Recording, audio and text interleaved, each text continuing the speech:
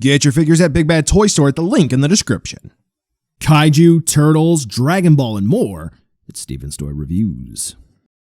Hello, collectors. It's Steven here bringing you another Figma review. This time it is of Zero Suit Samus. Coming from Other M, fans are happy we got ZSS. Yes, but then it's Other M. High heels, mole, da baby. Oh, wow. Da baby. Authorization, you name it. That's why we're a bit miffed at this choice. However, does the figure redeem itself and shake off the curse of the name? Not exactly. Let's take a look to see whether or not it's worth adding into your collection. Disclaimer here. What you're seeing for these pictures is the original ZSS Figma I got, which is, I would argue, riddled with flaws. I did end up getting another, which had paint flaws, and I did a bit of a kit bash to make the best of both worlds for what I finally ended up keeping. But since this is me, why don't we take a look at the first one that I got, since it's me and that's what I do best. Don't worry, you'll go ahead and see the other one. So Samus's paint is a little lacking on the body, really being rather unclean in a few areas, with clumps in the hair and some blue spots in the suit, or spillage of the blue paint from one area to another. Now, I understand things can't be pixel perfect, so to speak, since we're talking about video games, but the majority of the paint seems like they just kind of rushed this right out the door to get it on the market.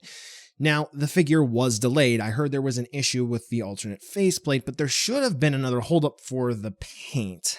However, the decal work on the figure is awesome and crisp. No issues there, great job. I just don't know how these scratch marks got on her abdomen.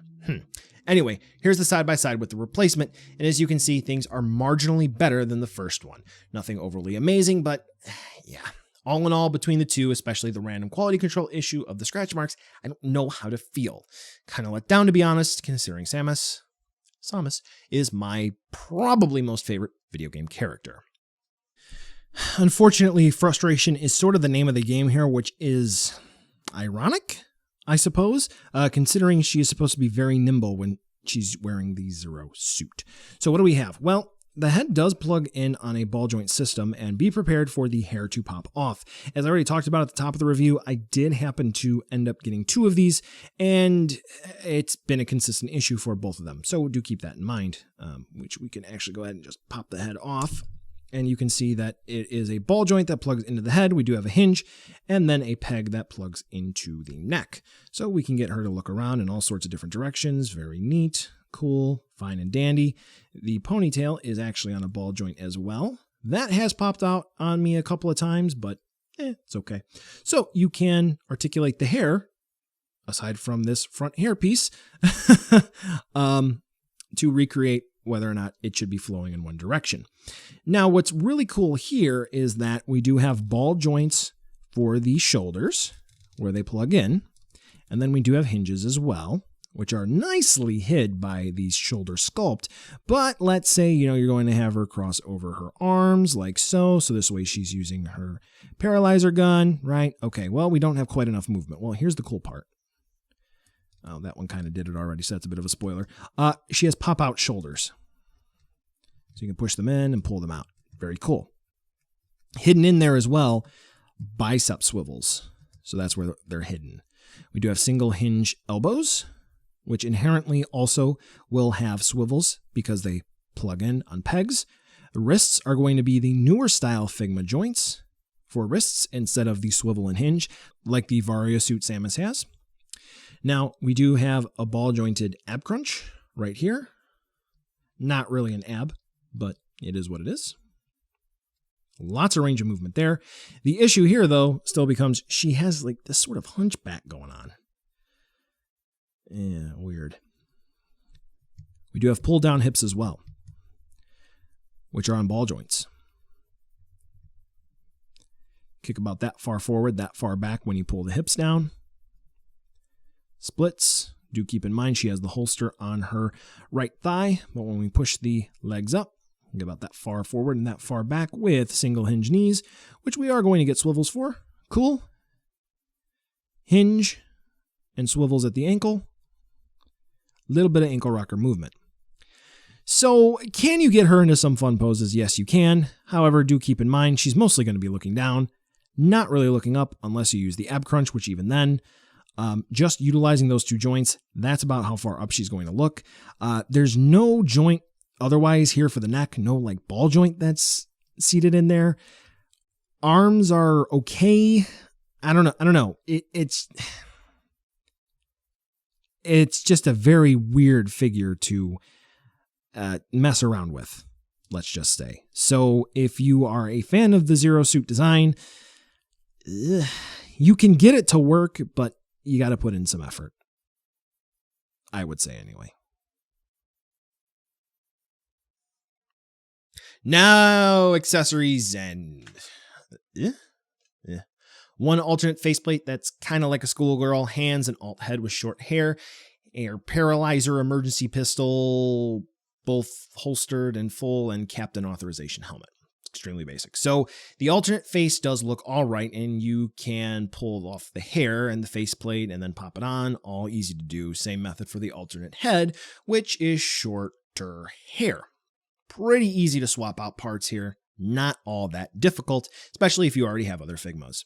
So here are some shots of the faces with the different heads, as you've seen, and it's kind of a shame because the protos really showed nice shading around the eyes, which is rather absent here.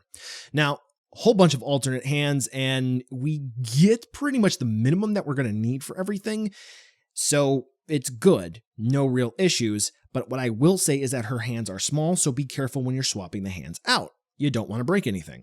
Now, Captain Authorization's helmet looks good, but out of spite, who really cares? Next, Paralyzer Gun or Emergency Pistol. Generally looks great. Only issue is that they didn't learn from the Skyward Sword Figma and make it so it could be popped apart. You just have to force it into her hands. So good luck, don't break anything. And then obviously the holstered one just plugs in fine enough, and it looks good. Just don't forget that if it's in her hand, it can't be holstered. Well, I mean, I guess you could because it's your display, but hey, it is what it is. And that's it. No effect parts, which would have been awesome, like a blast effect or something. I mean, if you take a look maybe right outside of other M, she kind of has a whip, but yeah. She's really pricey for the quality. If you do need effect parts, you do need support stands, which, by the way, she does come obviously with the standard Figma support stand and baggie, but if you do need other stuff, I do have videos to help you out. And time for a size comparison with a few other Metroid figures all together, so this way you can gauge how big she is, and with your preferred power suit or Varia suit, about the size of your average Figma. So buy now, skip, or wait for a deal.